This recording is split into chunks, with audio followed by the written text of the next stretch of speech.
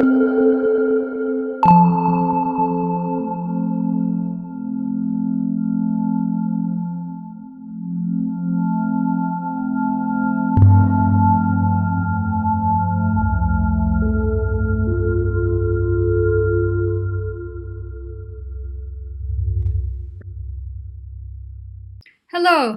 my name is Işıl Eğrikavuk.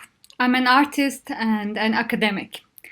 And this image that you see behind me is one of my works. My work is mainly based in performance and text. I am a researcher and I would like to bring together my research with the fictional text that I write and I imagine. And today I'm going to show you three examples, three different projects of my practice. And to do that, I will share my screen.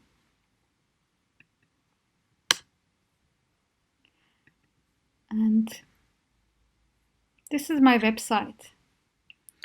I have a practice since 2003. And I'm originally from Istanbul, from Turkey. I studied in Chicago, at the Art Institute of Chicago. I studied performance art. And then I came back to Istanbul and I worked there. And I taught as well for about 10 years. And since 2017, I am a faculty at the Berlin University of Arts at UDK, and I'm also having my practice, continuing my practice, my artistic practice here in Berlin. And the first project that I would like to talk to you about today is from Berlin, actually. So, this is a performance called Dear Fear, and I realized this performance during a residency in 2019, during my residency at a village called Gerswalde, about 1.5 hours outside of Berlin.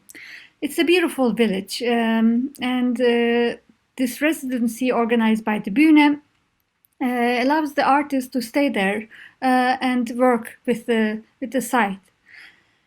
During my stay, I was quite interested in this building that I discovered in the village. It was summertime, and I realized that there were many boys playing in its garden.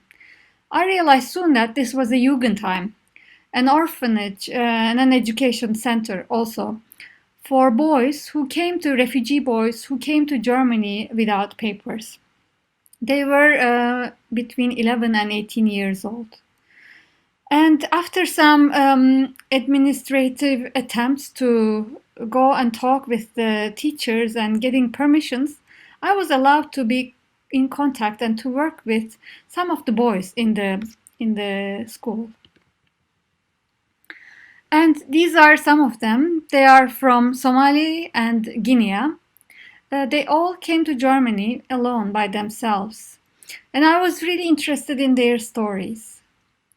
For my practice and also with my academic work, I'm interested in community arts and how artists can engage in non-hierarchical relationships with different communities. And I'm in search of possibilities of it. And one answer that I found during my practice and during my work methodology is building critical dialogues, following Paulo Freire's idea. What I mean critical is not necessarily about critiquing, but asking them questions and reflecting on their answers, and also being open to their questions from my perspective as well.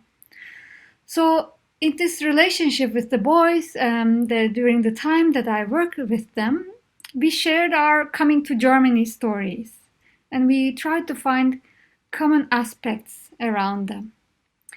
And one idea that came out was this feeling of fear. And we started really working with fear and how actually we can we see fear not just as something that we refrain from, but as something that we could have a dialogue with and learn from. And in the end of my work with them, I constructed a performance called Dear Fear. It was a tour in the forest of Gerswalde. The audience was led by one of the actors. And in between the forest tour, the audience stopped in the stops and listened to a story that I wrote based on our dialogues with the boys and based on my experience and also my imagination. The story, the main arc of the story was similar to a fairy tale. A little girl wanting to leave her house, but every time she tries to leave, she faces a heavy pain in her chest. And in the end, she starts talking and dialoguing with the fear.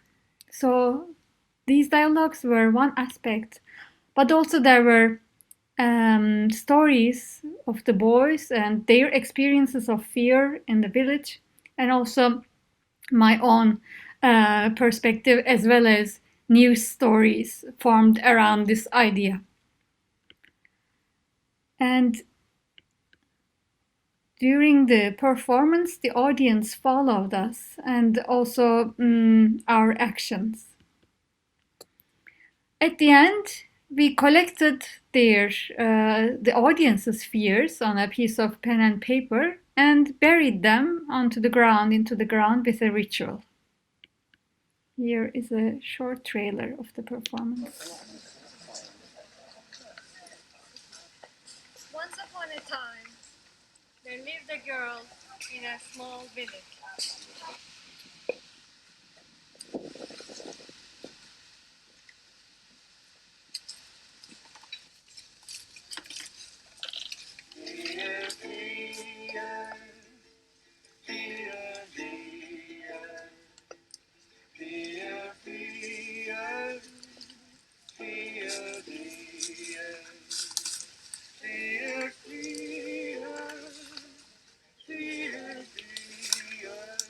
For me, also, audience engagement is a big part of the work, and I want to include also the audience's fears into this performance and make them also see fear as perhaps something that can connect us all on an emotional level. Now, the second performance I want to talk to you about is a work I realized in 2017 called Pluto's Kitchen. This was during my preparation for a festival in London called Art Block Universe, organized by also Open Space Contemporary. And I'm also always interested in the specifics of the site that I am working in. Just like the performance in Gerswalde, this time I was in London, and 2017 was the heated discussions around Brexit.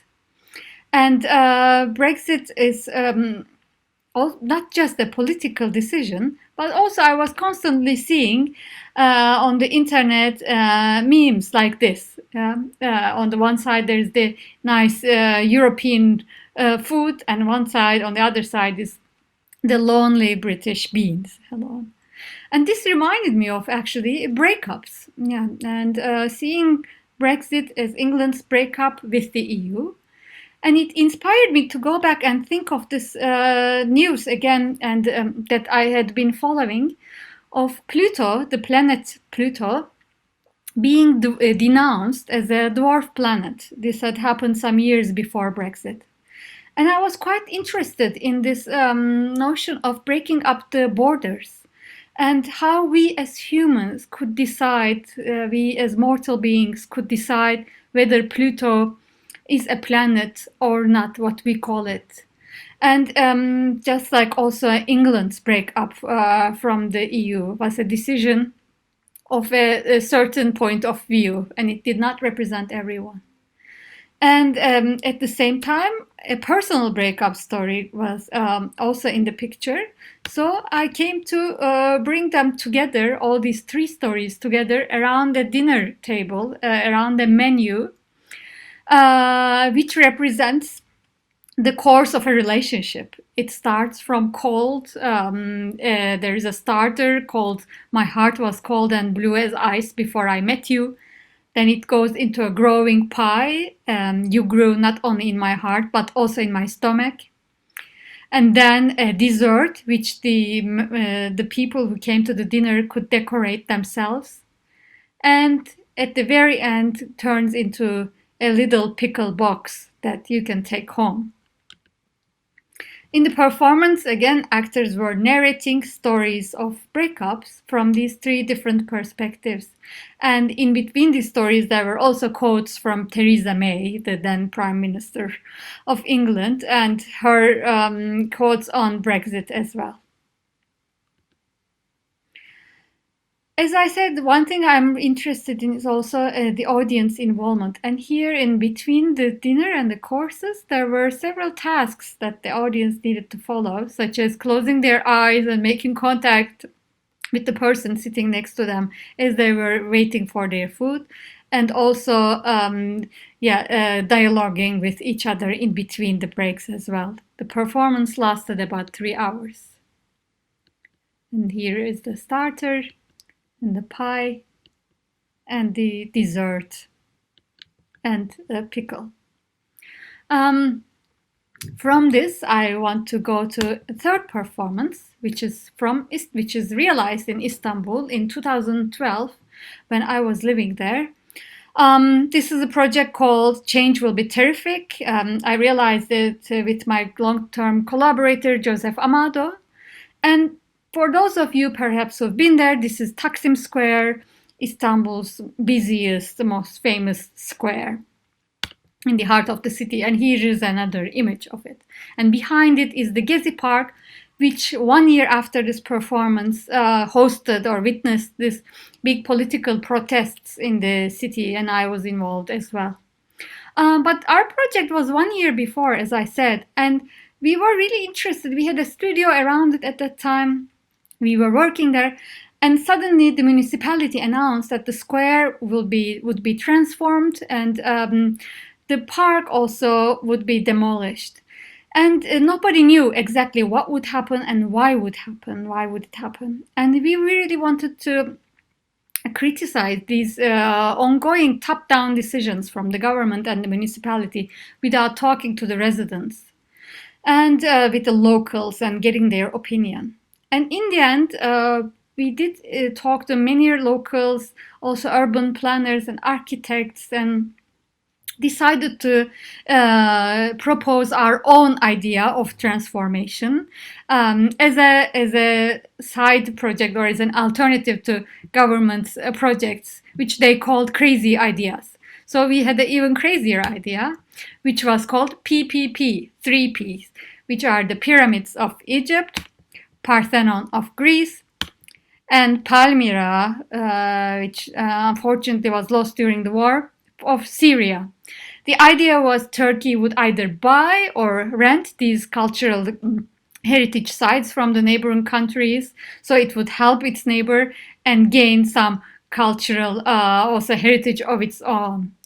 We launched this project as a performance with a real television host and with some guests that were all fictional, and an architect coming and announcing the project. And at the end, it turns into a mock news story, and the whole talk show ends with a song which we wrote together with a famous rapper from Turkey. His name is Fuat. And the song criticized again the Istanbul's transformation and gave away the fictionality of the performance. What I would like to touch upon here is 1 year after this performance, the protests in the city started, and there were thousands of people in the same site, in the square and around it, in the park. And what happened, and what was quite interesting for us, is our song, which we wrote together with Fuad, became a protest song, and it was used in the park during the protests. And some protesters even made a. I'm going to turn it down a little. They made a. They made a video clip around based on the song, bringing images of the protest, and it became a well-known song during the protests. So if you want, you can listen to it both from here and also by going to my website and clicking on the image. Finally, wrapping it up, I want to say that I chose this work as the last because my PhD work also is based on these Gezi protests. I worked with 6 artists and ecological collectives from Turkey in searching for how we could sustain a practice after these protests, through which there was no more freedom of expression, especially in the public space. And I led them and I worked with them in making dialogue-based art. And here are some images from the exhibition we realized, as well as lectures and workshops and events. So thank you so much for listening, and I hope you enjoyed it.